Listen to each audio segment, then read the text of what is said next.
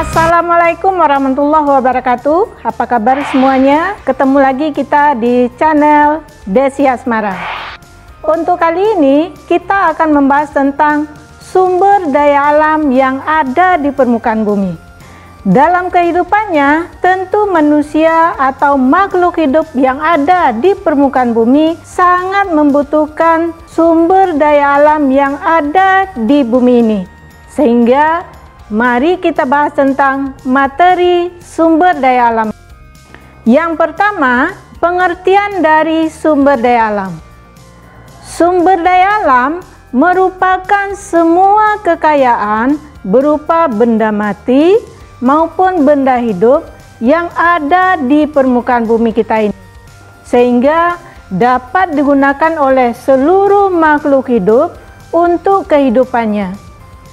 Dalam sumber daya alam, nanti ada dua istilah yang akan kita temui di pembahasan materi ini. Yang pertama, eksploitasi, yang kedua, eksplorasi. Apa perbedaan keduanya? Kalau eksplorasi merupakan upaya pencarian atau perencanaan untuk mencari sumber daya alam yang ada di permukaan bumi. Upaya untuk melakukan eksplorasi yang pertama bisa dilakukan dengan perencanaan. Kemudian setelah melakukan perencanaan, kita lihat yaitu studi pendahuluan dari objek yang akan kita teliti. Yang ketiga, bisa kita lihat dari segi pembiayaannya untuk mengetahui seberapa besar upaya atau biaya yang kita butuhkan untuk melakukan eksplorasi sumber daya alam ini. Dan yang terakhir, kita bisa melihat hasil serta tujuan yang akan kita dapatkan dari seluruh operasi dari eksplorasi sumber daya alam ini. Sedangkan eksploitasi upaya untuk mengambil atau memanfaatkan sumber daya alam yang ada di seluruh permukaan bumi ini. Kemudian kita lihat dari segi golongan sumber daya alam yang dapat dimanfaatkan untuk kehidupan makhluk hidup. Yang pertama, sumber daya alam materi. Apabila yang dimanfaatkan adalah materi dari sumber daya alam yang ada di seluruh bumi ini. Yang kedua, sumber daya alam hayati. Apa itu sumber daya alam hayati? Sumber daya alam yang dapat diambil dari biosfer yang ada di permukaan bumi. Baik itu hewan dan tumbuhan, itu merupakan bagian dari sumber daya alam hayati yang ada di wilayah kita ini. Tumbuhan dan hewan, keduanya memiliki istilah masing-masing. Kalau tumbuhan disebut dengan nabati, sedangkan kalau hewan disebut dengan hewani. Gabungan dari nabati dan hewani nanti akan disebut sebagai hayati. Contohnya, sumber daya alam hayati adalah, kemudian sumber daya alam non-hayati merupakan sumber daya alam yang berasal dari anorganik atau bukan makhluk hidup. Pada umumnya, ini merupakan bagian dari bahan galian tambang, batu bara, minyak bumi, ataupun hasil aktivitas dari vulkanisme maupun tektonisme yang ada di seluruh permukaan bumi. Sehingga ini dikategorikan sebagai sumber daya alam non-hayati. Yang keempat, sumber daya alam energi. Kamu berenergi? Energi ini merupakan sumber daya alam yang dimanfaatkan oleh manusia. Baik itu energi dari surya atau matahari, energi dari makanan kita sebagai makhluk hidup, dan energi barang tambang seperti batu bara, minyak bumi, dan yang lainnya. Yang kelima, sumber daya alam ruang. Apa itu ruang? Merupakan habitat yang digunakan manusia untuk kehidupannya maupun oleh makhluk hidup lainnya. Dan yang terakhir adalah sumber daya alam waktu. Waktu tidak berdiri sendiri, melainkan terikat dengan pemanfaatan sumber daya alam, contohnya waktu musim semi, waktu musim gugur, waktu musim panas, atau di Indonesia waktu musim hujan maupun waktu musim kemarau. Jadi, waktu merupakan tidak berdiri sendiri dan melainkan terikat dengan pemanfaatan sumber daya alam oleh makhluk hidup itu sendiri. Kemudian, sumber daya alam berdasarkan proses terbentuknya. Sumber daya alam ini kita bagi atas 3. Yang pertama, sumber daya alam biotik, yang kedua, abiotik, dan yang ketiga, sumber daya alam lingkungan. Dari katanya saja, biotik, bio makhluk hidup, sumber daya alam yang berasal dari seluruh makhluk hidup yang ada di bumi, baik itu dari segi pertanian, peternakan, perikanan, dan segala sesuatu yang ada di permukaan bumi. Sumber daya alam abiotik yang bukan makhluk hidup. Sumber daya alam ini terbentuk secara alamiah dan butuh proses yang sangat lama untuk mengolahnya. Salah satunya adalah sumber daya alam mineral atau bahan galian yang ada di seluruh bumi. Dan yang ketiga adalah sumber daya alam lingkungan kita. Ini merupakan perpaduan antara biotik dengan abiotik sehingga membentuk sumber daya alam lingkungan yang sering kita manfaatkan dalam kehidupan kita sehari-hari, meliputi keindahan alam laut, gunungnya, sungainya, atau apapun yang ada di seluruh bumi kita ini.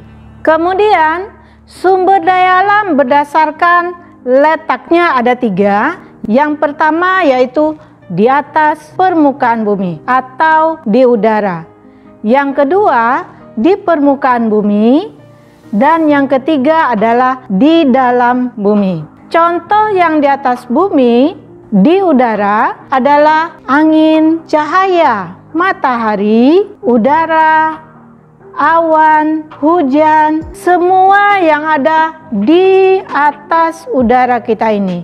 Ini merupakan sumber daya alam yang ada di udara. Yang kedua yaitu sumber daya alam yang ada di permukaan bumi. Apa saja yang ada di permukaan bumi itu merupakan sumber daya alam di permukaan bumi. Contohnya sungai, sawah, hutan, laut, dan semua yang ada di permukaan bumi ini. Yang ketiga, sumber daya alam yang ada di dalam permukaan bumi. Salah satunya yaitu bahan mineral atau tambang, batu bara, minyak bumi, gas, dan bahan tambang lainnya. Sebenarnya apa prinsip dari pengelolaan sumber daya alam ini?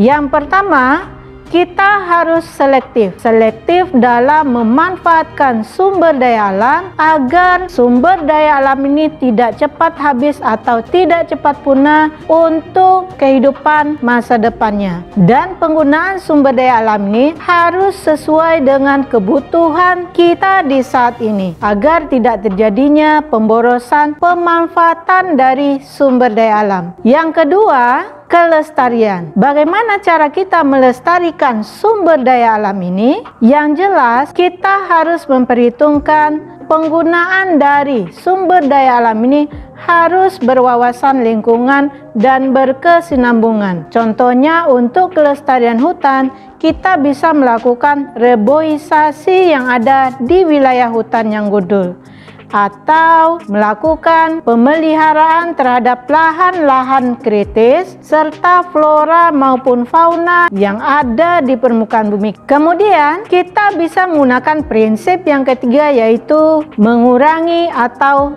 menghemat. Bagaimana cara mengurangi atau melakukan penghematan terhadap sumber daya alam yang ada? Tentu ini berhubungan dengan Prinsip yang pertama yaitu selektif, penghematan atau penggunaan dengan sesuai kebutuhan kita. Dan yang kelima, prinsip daur ulang, dengan memperbaharui sumber daya alam dengan baik dan memperbaharuinya dan bisa menggunakannya untuk kehidupan kembali. Ini sudah menggunakan prinsip daur ulang. Salah satunya yang ada di lingkungan kita sendiri. Sampah-sampah bisa didaur ulang untuk kehidupan kita lagi. Kalau dari segi pertanian, kita menggunakan lahan yang sama dengan pengelolaan yang baik, sehingga lahan itu dapat kita gunakan kembali untuk meningkatkan hasil produksi pertanian yang ada di negara kita. Dan yang terakhir yang akan kita bahas yaitu sumber daya alam berdasarkan kemungkinan pemulihannya. Nanti ada dua. Yang pertama yaitu sumber daya alam yang dapat diperbaharui. Yang kedua, sumber daya alam yang tidak dapat diperbaharui. Apa perbedaan keduanya? Sumber daya alam yang dapat diperbaharui, sumber daya alam yang butuh waktu tidak lama untuk pengolahannya. Contohnya, tanah, hutan, air, dan udara yang ada di permukaan bumi kita ini. Artinya, sumber daya alam ini masih bisa kita gunakan untuk kehidupan kita ke depannya. Sehingga ini dikategorikan sebagai sumber daya alam yang dapat diperbaharui. Yang kedua, sumber daya alam yang tidak dapat diperbaharui. Sumber daya alam ini memang butuh waktu yang sangat lama untuk proses pembentukannya, sehingga kita sebagai manusia, sebagai pemanfaat dari sumber daya alam ini harus menggunakan prinsip dari sumber daya alam agar sumber daya alam ini baik itu yang dapat diperbaharui maupun tidak dapat diperbaharui agar dapat terpelihara dan bermanfaat untuk kedepannya nanti. Baik anak-anakku semua, cukup sekian materi kali ini. Jadi kesimpulannya adalah yang pertama, tentang pengertian dari sumber daya alam. Sumber daya alam, kemampuan alam untuk menghasilkan. Yang kedua, sumber daya alam berdasarkan manfaatnya. Yang pertama yaitu sumber daya alam materi. Yang kedua, sumber daya alam hayati. Yang ketiga, sumber daya alam non-hayati. Yang ketiga yaitu sumber daya alam berdasarkan proses terbentuknya. Yang keempat, sumber daya alam berdasarkan letaknya, baik yang ada di udara, permukaan bumi, maupun di dalam bumi. Dan yang terakhir adalah prinsip dari pengelolaan sumber daya alam, serta sumber daya alam berdasarkan kemungkinan pemulihannya. Agar materi ini bisa lebih kita pahami, mari kita bahas latihan berikut ini.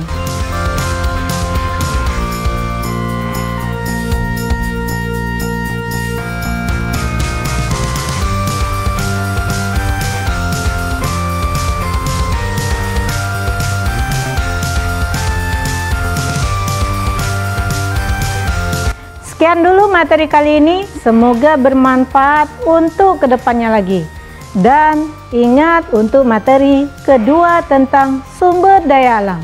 Assalamualaikum warahmatullahi wabarakatuh.